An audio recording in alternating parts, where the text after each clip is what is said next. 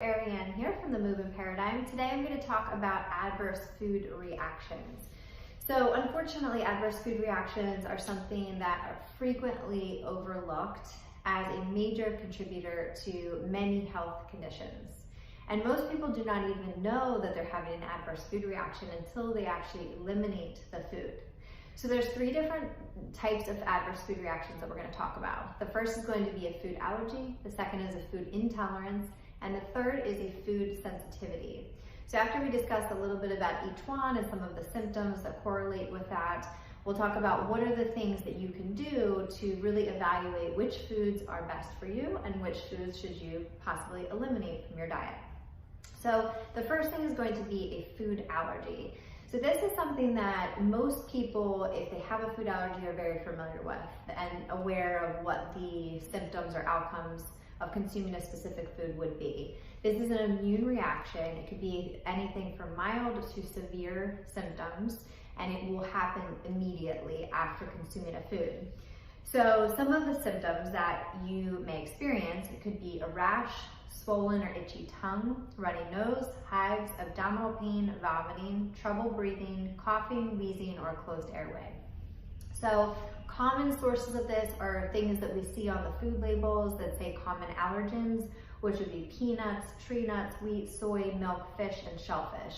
However, there are many other foods that could be included as a list of allergic or potential allergic reactions. So it's really just trying to learn what types of symptoms do you have from specific foods.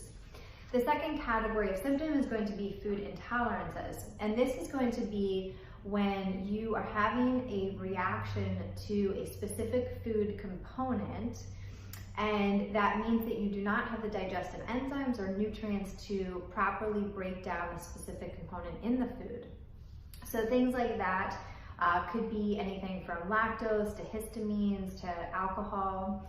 And these tolerances can cause things like flushing, cold or flu-like symptoms, inflammation, or general discomfort.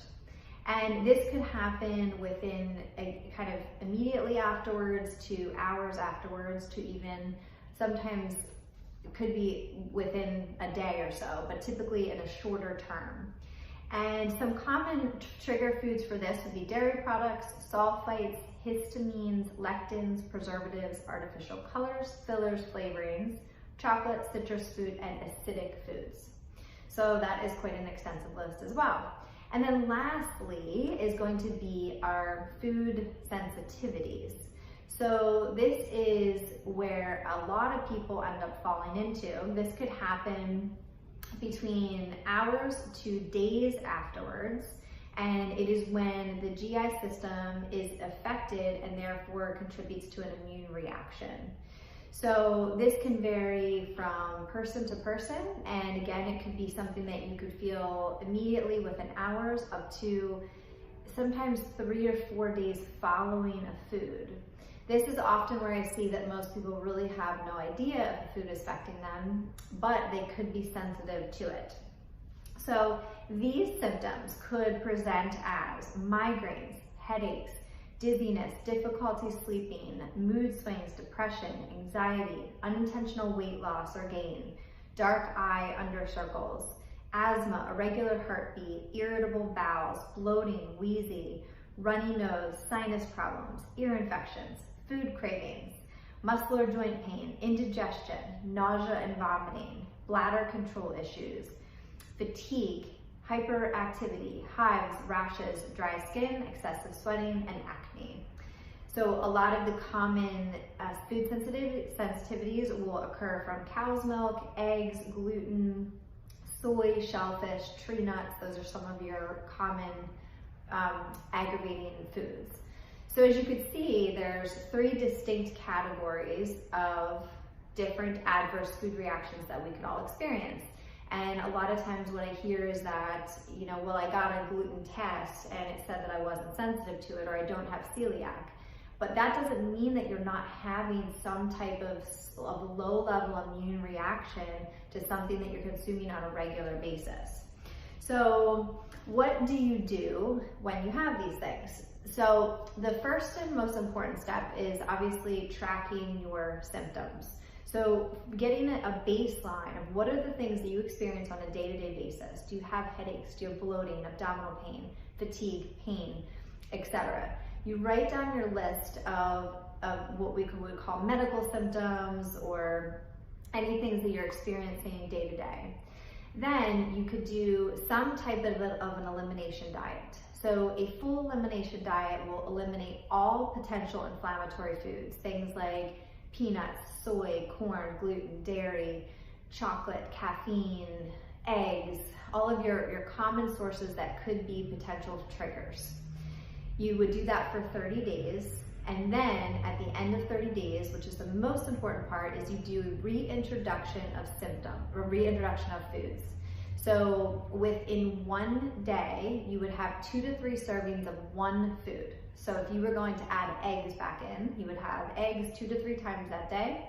You would wait 3 to 4 days with no other additive eggs, no other additive foods, and you would see how your body reacts. You would look at, we use a symptom tracker, food reintroduction symptom tracker that has digestive bowel function, joint muscle aches, headache, pressure, nasal congestion, kidney bladder function, skin, energy level, sleep, and other symptoms.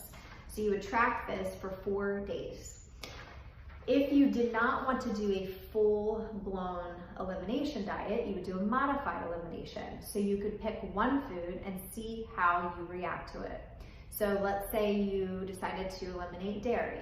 You would eliminate dairy for ideally 30 days, but you could do dairy for a little bit shorter because that's how long it stays in your system, so 2 to 3 weeks. And then at the end of that 2 to 3 weeks, again, you would have the dairy 2 to 3 times in one day. You wait 4 days, you see how your body responds. If you have a response to it, then a negative response, then that means that food you are currently sensitive to. That could be for a whole host of reasons, including leaky gut, other autoimmune things, and other gastrointestinal dysfunction. However, at that time, you are sensitive to that particular food. So in that case, you have to make a conscious decision. Is this something that you should include in your diet or should not? And ideally, if you're having negative symptoms from it, then you would not. You could always reintroduce it in 3 to 4 months after you've made some other health changes and maybe potentially a gut restoration program. If you have no symptoms at all, then that means that you are okay, you're in the clear, and you can include that as part of your healthy, balanced diet. So the point of this, or the summary of this is really to find out what foods work for you. A lot of times we have honestly a huge denial about, well, I know dairy bothers me, but I have it anyway. Or I might have an enzyme, I might take an enzyme so that I can eat something.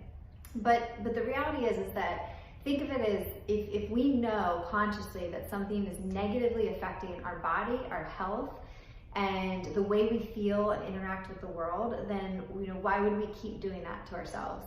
So it's a really good opportunity to, you could tiptoe your way in. You could just do one food at a time, but just to really explore and experiment with your own personal, individual nutrition needs.